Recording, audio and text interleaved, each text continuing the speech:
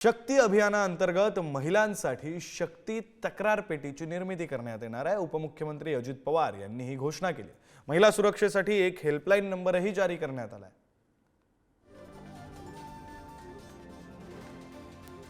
हे जे अभियान आहे त्याच्यामध्ये पंचशक्ती आहे, शक्ती बॉस अशा प्रकारची एक तक्रार पेटी आपण ठेवतोय।